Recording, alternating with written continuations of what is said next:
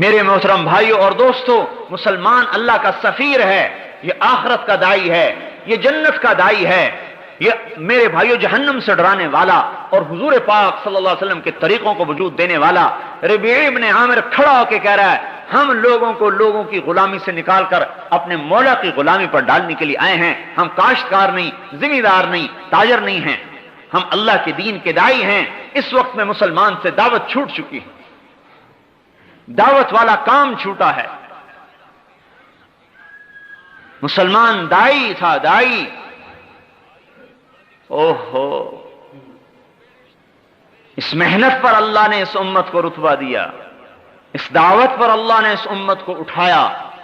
اگر یہ امت بیٹھتی ہے، اگر یہ امت نقل و حرکت میں نہیں آتی تو یہ اپنے وظیفے کو چھوڑ چکی ہے، اور جب کوئی چیز اپنے مقصد سے ہٹ جاتی ہے اپنی قیمت کو کھو دیتی ہے۔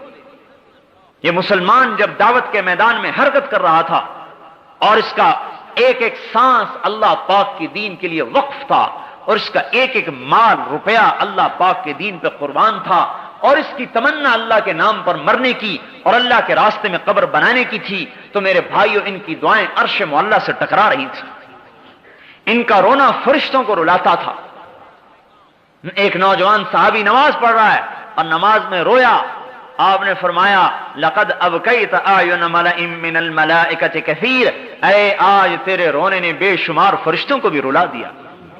یہ ایسا جوان تھا جب یہ اللہ کے دین کی محنت میں اتر رہا تھا، یہ وہ جوان تھا کہ اس پر فرشتے فخر کر رہے تھے۔ اور یہ فرمایا کہ یہ ایسی قیمتی امت ہے کہ لولا شباب خشاع، اگر میرے سے ڈرنے والے نوجوان نہ ہوں، وشیوخ رکع، اور دین میں بڑھاپے تک ایسے پہنچے کہ کمریں جھک گئیں، معذور ہو گئے، اگر ایسے بوڑھے نہ ہوں، وَأَطْفَالٌ رُضَّعٌ، اور دودھ پیتے بچے نہ ہوں، وَبَهَائِمُ رُتَّعٌ، اور یہ چرنے والے جانور نہ ہوں، لَصُبَّ عَلَيْكُمُ الْعَذَابُ صُبًّا، میں تم پر بارشوں کی طرح عذاب کو برسا دوں۔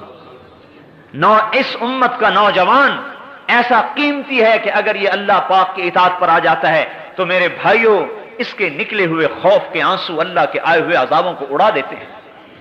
اور اس امت کا بوڑھا اتنا قیمتی ہے کہ اگر یہ جھکی کمر کے ساتھ بھی قدم اٹھاتا ہے تو اللہ پاک کا عرش بھی ہلتا ہے اور آئے ہوئے عذاب اٹھ جاتے ہیں۔ اس امت کے ساتھ اللہ کا خصوصی معاملہ تھا۔ اذا بلغ عبدی 50 سنۃ حاسبتہ حسابا یسیرا، جب یہ میرا بندہ 50 برس کا ہو جائے، میرے نبی کا کلمہ پڑھتا پڑھتا 50 برس کا ہو جائے تو میں اس کا حساب پھر آسان کر دیتا ہوں۔ وَإِذَا بَلَغَ 60 سَنَةً، اور جب یہ 60 برس کا ہو جاتا ہے، حَبَّبْتُ إِلَيْهِ الْإِنَابَةَ، میں اسے اپنی محبت دینا شروع کر دیتا ہوں کہ اب تو میرے آنے کے قریب ہو چکا ہے، اب دنیا سے نکل، دکان میں بیٹھنا جائز نہیں، اب تو نکل۔ حببت الیہ الانابہ، اب تو 60 کا ہو گیا، میری طرف کو آ، میں اپنی طرف رجوع دیتا ہوں۔ وَإِذَا بَلَغَ 70 سَنَةً، جب 70 سال کا ہو جاتا ہے، اللہ اکبر، میرے بھائیوں اللہ کتنا مہربان ہے اس امت پر۔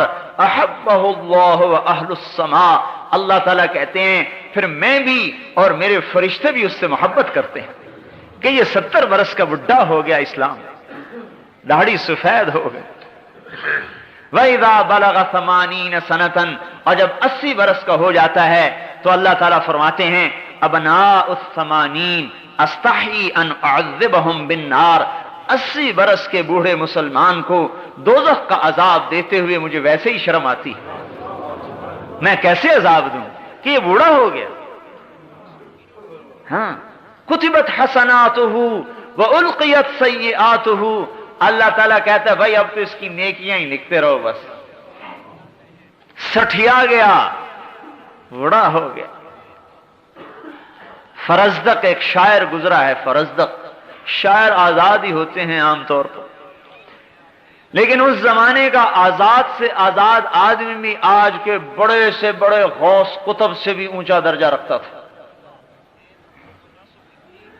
حجاج ابن یوسف اس امت کا سفاک گنا جاتا ہے، اس کی زندگی میں کبھی تہجد قضا نہیں ہوئی اور ہفتے میں قرآن اس کا ختم ہوتا تھا، ہفتے میں قرآن ختم کرتا تھا، 3 دن میں، 4 دن میں، 5 دن میں قرآن ختم کرتا تھا، کبھی زندگی میں جھوٹ نہیں بولا مرتے دم تک، اور یقین ایسا کامل تھا کہ ایک دفعہ اس کی بیوی پر کچھ اثرات ہوئے، اس نے کسی عامل کو بلوایا، انہوں نے کوئی دم کر کے ایک لوہے کا گیند سا رکھ دیا، کہا اسے دفن کر دو، انہوں نے کہا یہ کیا چیز ہے؟ انہوں نے کہا تم اپنے حبشی بلاؤ، 2 حبشی غلام بلائے، اس میں لکڑی ڈال کے کہ اس کو اٹھاؤ، وہ 2 غلام زور لگا رہے ہیں، اٹھا رہے ہیں، وہ چھوٹا سا گیند نہیں اٹھا، پھر 2 اور لگائے، 4 ہو گئے، پھر 2 اور لگائے، 6، 2 اور لگائے، 8، 2 اور لگائے، 10، 12 غلام، 6 اس طرف 6 اس طرف، چھوٹے سے گیند کو اٹھا رہے ہیں، وہ اٹھتا ہی نہیں۔ انہوں نے کہا دیکھیے اس کی طاقت یہ ہے، انہوں نے کہا پیچھے ہٹ جاؤ، اپنی چھڑی اٹھائی، ان ربکم اللہ الذی خلق السماوات والارض فی 6 ایام ثم استوى علی العرش، یہ آیت پڑھ کر جو چھڑی ڈالی اور یوں کیا، گیند ہوا میں اڑتا ہو گیا۔ انہوں نے کہا جاؤ بھاگ آؤ، میں تمہارے عملوں کا محتاج نہیں ہوں، میں نہیں چاہتا کہ لوگ کہیں کہ حجاج اپنے کام عاملوں سے نکلوایا کرتا تھا۔ یقین کی طاقت نے اس کے سحر کو توڑ دیا۔ تو فرزدق ایک شاعر گزرا ہے، بیوی کے جنازے میں شریک ہے، حسن بصری بھی آئے ہوئے ہیں۔ حضرت حسن بصری نے کہا فرزدق لوگ کیا کہہ رہے ہیں؟ فرزدق کہنے لگا کہ لوگ آج یوں کہہ رہے ہیں کہ اس جنازے میں ہمارے شہر کا سب سے بدترین انسان آیا ہوا ہے اور میری طرف اشارے کر رہے ہیں، اور لوگ یوں کہہ رہے ہیں کہ اس جنازے میں ہمارے شہر کا سب سے بہترین انسان آیا ہوا ہے اور آپ کی طرف اشارے کر رہے ہیں۔ حضرت حسن بصری نے کہا ماذا اعددت لهذا اليوم، پھر آج کے دن کا تو نے کیا سامان تیار کر کے رکھا ہے؟ انہوں نے کہا حسن بصری میرے پاس کچھ بھی نہیں، اتنا ہے کہ میں اسلام میں بوڑھا ہو گیا اور میرے پاس کچھ نہیں، میرے پاس اسلام کا بڑھاپا ہے اور میرے پاس کچھ نہیں۔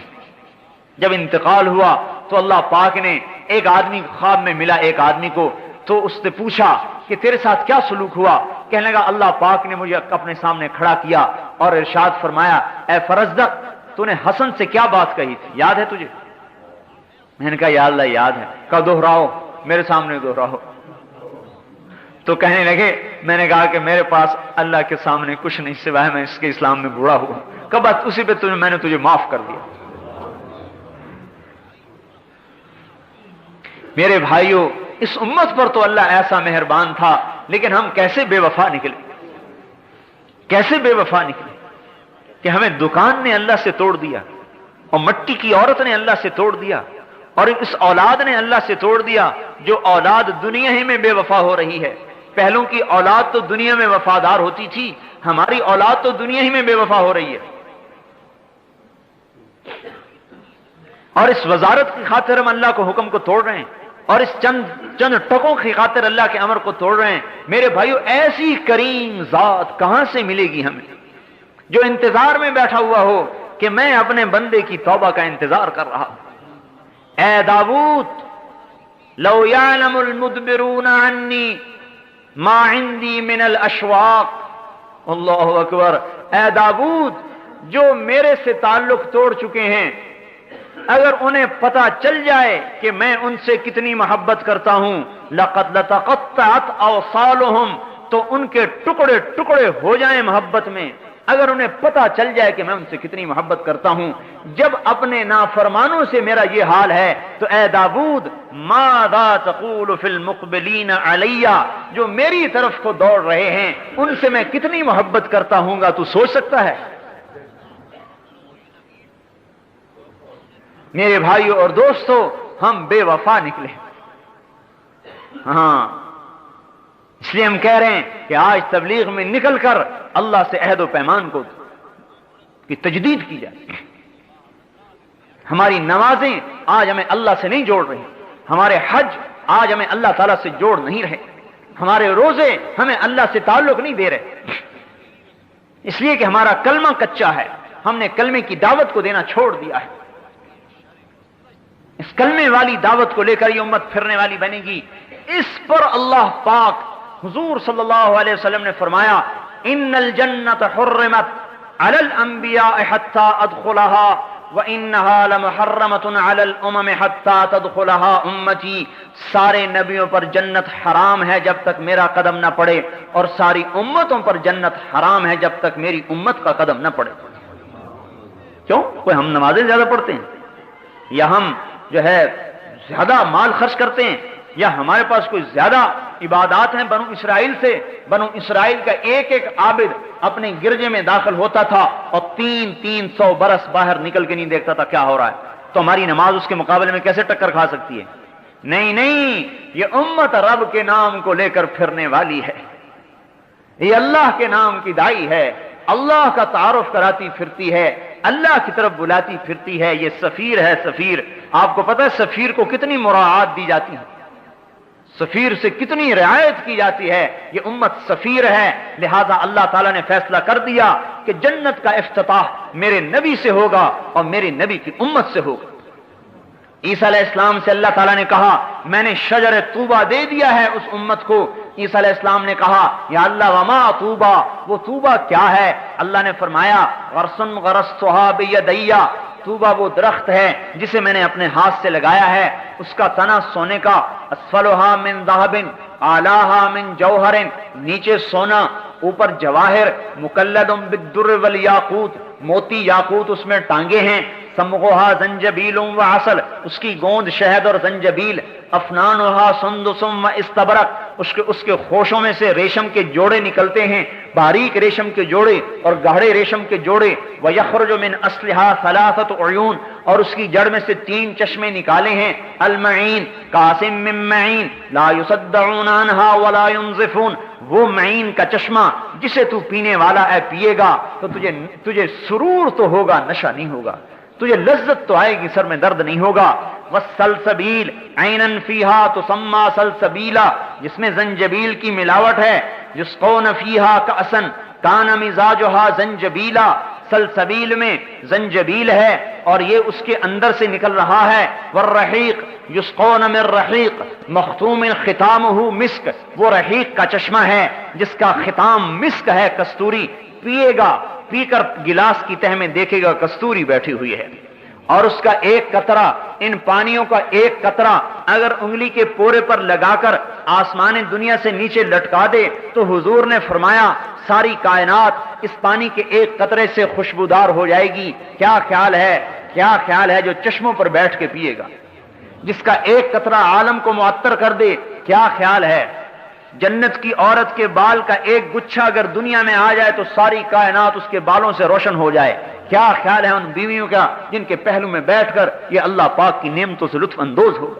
کیا خیال ہے ان بیویوں کا جن کی انگلی کا ایک پورا بنانا من بنانہا بدا لتمس ضوء الشمس کما تطمس الشمس ضوء النجوم، اگر اس کی انگلی کا ایک پورا سورج کے سامنے آ جائے تو سورج ایسے غائب ہو جائے جیسے سورج کے سامنے ستارے غائب ہو جاتے ہیں، تو اس کے چہرے کے حسن و جمال کا کیا حال ہوگا؟ جبریل علیہ السلام سے کہا جاؤ میری جنت کو دیکھو، جبریل جنت میں آئے، نور کی تجلی اٹھی، جبریل فرشتہ سجدے میں گیا، خر ساجدن، کیا کہتا ہے؟ مجھے اللہ اپنا دیدار کروا رہا ہے، سجدے میں پڑا ہے، اللہ کے دیدار میں خوش ہو رہا ہے۔ آواز آئی ارفع راسک یا روح الامین، اے روح امین کسے سجدہ کر رہے ہو؟ سر اٹھاؤ، سر اٹھا کے دیکھا فیضا ہو بحورا، ایک لڑکی ہے جنت کی حور جو اس کے سامنے کھڑی ہے، یتحلل وجہہا نورن، اس کے چہرے کا نور چمک رہا ہے، جس کے چہرے کے نور کے چمک کو جبریل جیسا مقرب فرشتہ جو سدرۃ المنتہا پہ رہتا ہے وہ بھی دھوکا کھا گیا، کہنے لگا اللہ کو دیکھ رہا ہوں، ایک حور کو دیکھ رہا ہے۔ تو میرے بھائیو جس کی وہ بیوی بنے گی، جبرائیل کو تو بیوی کی ضرورت نہیں ہے، جس کی وہ بیوی بنے گی اس کا اندازہ لگاؤ کیا حال ہوگا، اس کی خوشیوں کا کیا حال ہوگا۔ 40 برس تو یوں بیوی کو دیکھتا رہے، صرف دیکھنا چاہے، نظرۃ واحدۃ، ایک نظر 40 برس کی، دیکھنے میں ہی مزہ آ رہا ہے۔ ایک معان کا 70 برس کا ہے۔ جبریل علیہ السلام حیران ہو کے کہنے لگے اوہو تجھے اللہ نے کس کے لیے پیدا کیا ہے؟ تو وہ جواب میں کہتی ہے لمن آثر مرضات اللہ علی ہواہ، مجھے میرے رب نے ان بندوں کے لیے پیدا کیا ہے جو اپنی خواہشات کو اللہ کے حکم پر قربان کرتے ہیں. ہاں، دکان نہیں دیکھتے، خواہشات کو نہیں دیکھتے، بی بچوں کی ضروریات کو نہیں دیکھتے، اللہ تعالیٰ کے امر کو دیکھتے ہیں، حضور کے طریقے کو دیکھتے ہیں، اللہ کے حکم کو دیکھتے ہیں. لمن آثر مرضات اللہ علی ہواہ. عیسیٰ علیہ السلام نے کہا یا اللہ وہ پانی کیسا بہترین ہے اور وہ درخت کیسا اعلیٰ ہے، اسقنی من مائہا، وہ پانی مجھے بھی پلا. اللہ تعالیٰ نے فرمایا اے میرے نبی بھائی بات سن لے، حرام علی الانبیاء حتی یشرب منہا احمد، حتی یشرب منہا احمد، سارے نبیوں پر وہ پانی حرام ہے جب تک میرا نبی احمد اس کو پی نہ لے. وحرام علی الامم، اور ساری امتوں پر وہ پانی حرام ہے جب تک میرے نبی کی امت نہ پی لے. ارے میرے بھائیو، ہم اپنی قدر کو پہچان لیں. ارے مسلمان نوجوان، ارے تو اپنی جوانی کو عیاشی میں ضائع کرنے نہیں آیا، ارے تو اپنی جوانی کو دکانوں میں لگانے نہیں آیا. ارے مسلمان بوڑھے، تیرا بڑھاپا کا تجربہ دنیا کمانے کے لیے نہیں ہے، تیرا بڑھاپا رب کے دین کو زندہ کرنے کے لیے. اور اے جوان، تیری جوانی رب کے نام کو زندہ کرنے کے لیے. جو جوان من ودا شبابہ، من ودا شہوتہ فی شبابہ، جس نے اپنی شہوت کو جوانی میں اللہ کے لیے چھوڑ دیا، کتب لہ اجر 72 صدیقہ، اللہ پاک اسے 72 صدیقین کا درجہ عطا فرمائے. حضرت عمر کی روایت قاضی شریح سے مروی، اللہ اسے 72 صدیقین کا درجہ عطا فرمائے گا. ارے میرے بھائیو، یہ امت کا نوجوان کتنا قیمتی تھا، لیکن یہ کہاں گل رہا ہے اور سڑ رہا ہے. ہم کہہ رہے ہیں نکلو گھروں سے، دکانوں سے، تجارتوں سے، پھرو اللہ کے نام پر، کلمے کی آواز لگاؤ، کلمے کو سیکھو. میرے بھائیو، آج نہ میں نے کلمہ سیکھا ہے نہ آپ نے کلمہ سیکھا ہے، اور اس کو سارے عالم میں پھیلاؤ کہ ہم ہی ہیں پھیلانے والے، ہم ہی ہیں لے جانے والے، ہمارے ہی ذمے ہے اس کو لے کر پھرنا اور چلنا. اور میرے بھائیوں، ساری دنیا میں پھیل جائیں، کوئی کہیں مرے کوئی کہیں مرے. اس پر میرے بھائیوں اور دوستوں آج ضرورت ہے قدم اٹھانے کی. صرف باتوں سے یہ بات نہیں بنے گی، قدم اٹھانے کی ضرورت. بے شک یہ دل گردے کا کام ہے گھروں کو چھوڑنا، لیکن میرے محترم بھائیوں دوستو، لیکن ملنے والا کیا ہے؟ یہ تو سوچو، ملنے والا کیا ہے؟ حضور کا پڑوس ملے گا اور اللہ کا دیدار ملے گا، اور دن میں 2 دفعہ رب براہ راست بات کرے گا. یتجلی لہم، چہرے سے پردہ ہٹائے گا، سامنے آئے گا، آگے سلام قولا من رب الرحیم کی آواز آئے گی. اللہ سامنے ہے. میرے بھائیوں، اس کے لیے عرض کیا جا رہا ہے کہ ہم نکل کر پھر کر، یہ امت جب سے بیٹھی ہے اس کی صفات کو زنگال لگ گیا، اس کی نمازیں بے جان ہو گئیں، اس کے روزے بے جان ہو گئے. میرے بھائیوں، اس کی صفات زنگ آلود ہوگی. جب یہ امت پھرے گی، ادر بدر کی ٹھوکر کھائے گی، اور اس کے جوان بھی پھریں گے، اور ان کے جوانوں کا جذبہ دین کا زندہ کرنا ہوگا، اور بوڑھوں کا جذبہ بھی دین کا زندہ کرنا ہوگا، اور ان کی عورتوں کا جذبہ بھی دین کا زندہ کرنا ہوگا. تو اللہ تعالیٰ ان جوانوں اور بوڑھوں کو بھی جنت الفردوس میں جگہ دے گا، اور ان کی بیویوں کو ان سے پہلے جنت میں پہنچائے گا، اور کہے گا جاؤ جنت میں اپنے خامدوں کا استقبال کرنے کے لیے پہلے چلی جاؤ. اور اللہ تعالیٰ اس دنیا کی مومن عورت کو جنت کی عورت سے 70,000 گنا زیادہ خوبصورتی عطا فرمائے. ایک کتاب میں نے پڑھا، جنت والا جنتی اپنی جنت کی حور کے پاس بیٹھا ہوگا کہ اوپر سے روشنی کی چمک ہوگی، اوپر دیکھے گا ایک بڑی خوبصورت لڑکی کھڑی ہے، کہہ رہی میرا نمبر ابھی نہیں آیا، ہمالنا من کا نصیب، ابھی میرا حصہ کوئی نہیں ہے تیرے اندر. کہے گا تو کون ہے؟ کہے گی تیری آنکھوں کی ٹھنڈک کا سامان ہوں جو چھپا کے رکھا گیا ہے. اسے چھوڑ کے اس کے پاس جائے گا، وہ حسن و جمال میں اس سے بھی بڑھ کر ہوگی، اس کے پاس رہے گا جب تک اللہ چاہے گا. پھر اس سے اونچا ایک درجہ نظر آئے گا جہاں اس سے زیادہ حسین و جمیل لڑکی دیکھ رہی ہوگی، اور یوں کہے گی امالک فینا من رغبت، آپ کو میری ضرورت نہیں ہے. وہ کہے گا تو کون ہے؟ وہ کہے گی میں بھی تیری آنکھوں کی ٹھنڈک کے لیے چھپا کے رکھی گئی ہوں. اسے چھوڑ کے اس کے پاس جائے گا، اور جب تک اللہ چاہے گا رہے گا. پھر ایک نور کی تجلی زبردست ہوگی، جیسے سورج چمکتا ہے، حیران ہو کے دیکھے گا یہ نور کہاں سے آ رہا ہے، ایسا زوردار نور کیا دیکھے گا کہ اس کی دنیا کی مومن بیوی اسے دیکھ کے ہنس رہی ہوگی، اس کے دانتوں کے نور سے ساری جنت روشن ہو رہی ہوگی، بیوی خوش ہو رہی ہوگی، ارے حسد نہیں ہوگا، سوکن والا حسد نہیں ہوگا، خوش ہو رہی ہے، اور ایسا حسن و جمال کہ جنت کی عورت سے بھی 70,000 گنا زیادہ خوبصورت کر دیا جائے۔ میرے بھائیوں، اس کو وجود میں لانے کے لیے میدان میں کودنے کی ضرورت ہے۔ کون ہے ہمت والا بھائی اور کون ہے مرد میدان جو اپنی آخرت کو سامنے رکھ کر چلنے والا بنے اور دنیا کے تقاضے پیچھے چھوڑ دے، توڑ دے، جو کہا میں اللہ کے دین کو زندہ کروں گا، کلمے کو سیکھوں گا، وجود میں لاؤں گا؟ تو بتاؤ بھائی اس کے لیے کون کون ہمت کرتا ہے؟